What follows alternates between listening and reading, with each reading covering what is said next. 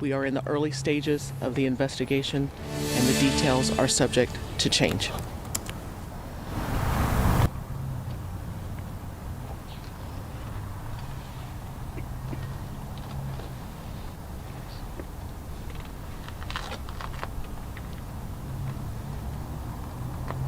The Austin Police Department is investigating an officer-involved shooting that occurred at 9308 Bernoulli Drive.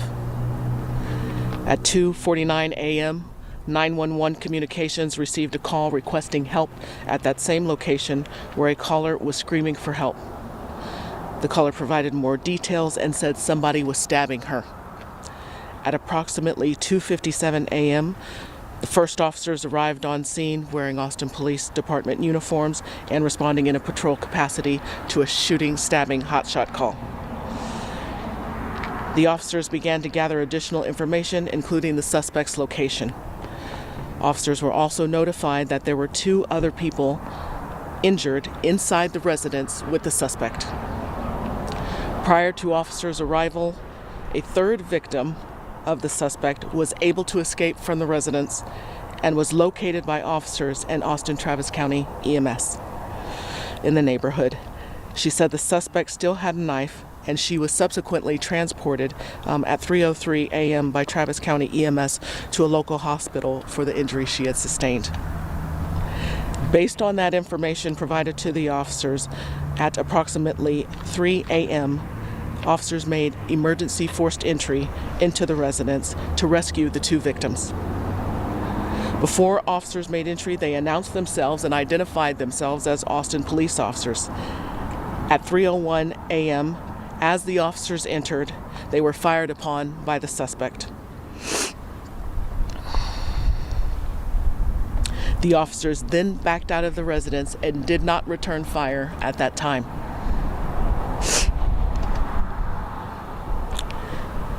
At 3:06 a.m., because the suspect was armed and barricaded inside a residence and had 2 hostages, SWAT was called out to the scene. At approximately 4:11 a.m., SWAT officers arrived on scene and forced entry into the residence a second time to rescue the victims. As SWAT officers entered, the suspect immediately fired his gun at the officers, and the SWAT officers returned fire. At approximately 4:15 a.m., during the exchange of gunfire, information was provided over the radio that 2 officers were shot. The 2 officers were transported to a local area hospital by Austin Travis County EMS.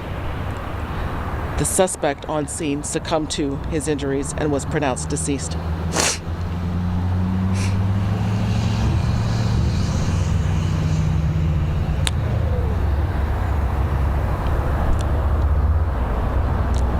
Despite the tremendous efforts of our officers, our EMS TAC medics, our Austin Fire Department, and the staff at the local hospital, one of our officers succumbed to his injuries. The second officer is in stable condition. 2 apparent victims of the suspect were located inside of the residence with fatal injuries and were pronounced deceased on scene.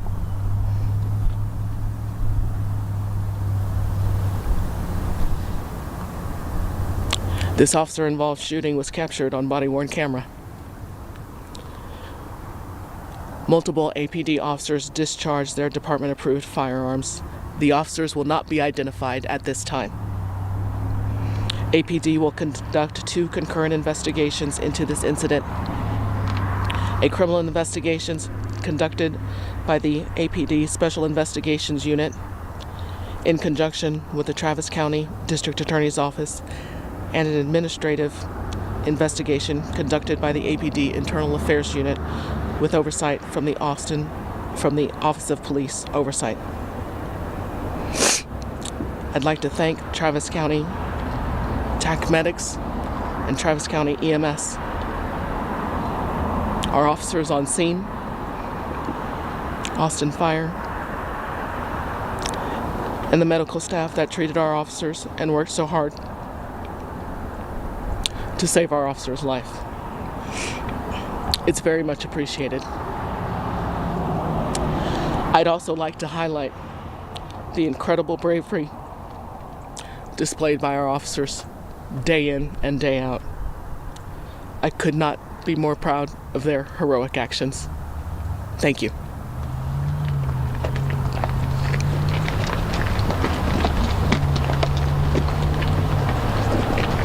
All right, you're listening live to a very somber, and rightfully so, Interim Police Chief Robin Henderson detailing. There were a lot of details about what transpired overnight. If we can just kind of go from the very beginning, she said just before 2:50, around 2:49, there was a 911 call, Tony. Someone had called 911 saying, I need help, someone is stabbing. According to Chief Henderson, the person calling 911 was screaming into the phone. So just before 3, officers arrived, APD arrived, and basically what happened was that the officers that were injured were in the house, but it appears that not at one point, but at 2 different points, officers were trying to go into the house because they were under the impression, and rightfully so, there were 2 people who were in danger in the house at that time, right? So they were trying to go, kind of a rescue situation. It was a rescue situation, according to her, and she also described that a 3rd person was able to leave the home, escape the home, and was able to convey to law enforcement the seriousness of the situation. And that 3rd person was injured that person was stabbed. So that person, obviously EMS was taking care of them, but that person, yes, you're right, the 3rd person managed to escape. We were told the suspect had a knife. Obviously the suspect also had a gun. There was a forced entry at 3 a.m. to rescue those 2 victims that were in there. Officers reacted very bravely, and they did their part to try to go in and save those individuals. But once they heard shots fired, that's when they kind of retreated. Yes. And then at that point, this became a full-scale SWAT mobilization. And Yvonne, that's not uncommon.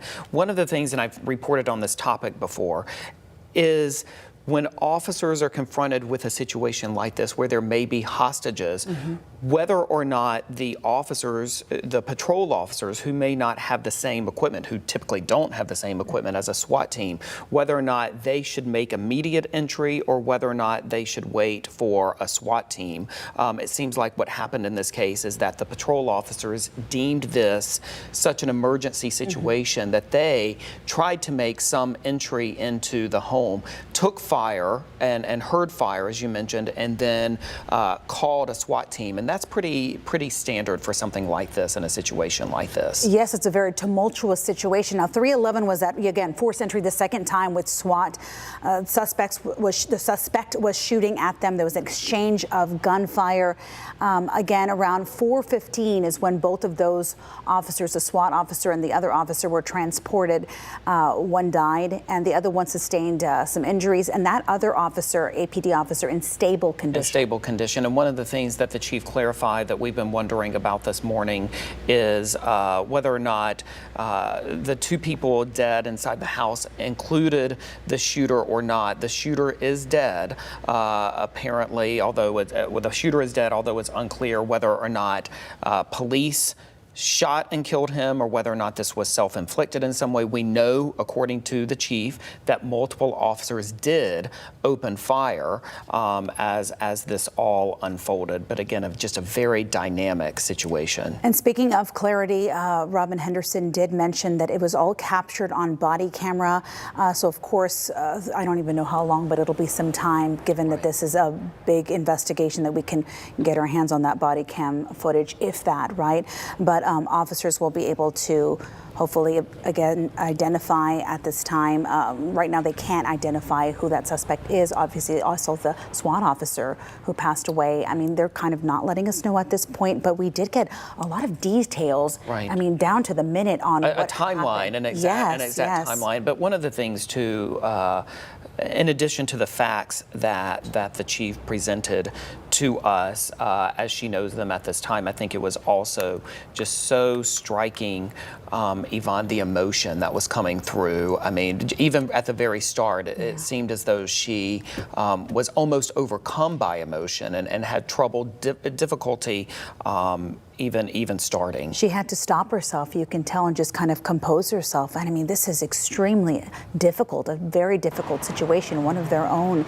And she did want to say that she wanted to commend officers for their incredible bravery and during this, very daring act. And again, this was a rescue situation, something that just started off as a call, a very frantic call at that.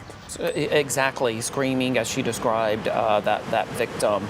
And also, in addition to all of the information that she provided as well, we know that the officer's family has been notified this morning. We do not have that officer's name who passed away, but again, just a somber time within the department and within our community. And just as we wrap things up for now, again, we're going to have the very latest on air and online throughout the day, especially on KVUE.com. But this investigation involves the DA's office, involves criminal investigators. So this is going to take some time, and we're going to get more information as the days and weeks come about. Exactly. And again, just to underscore that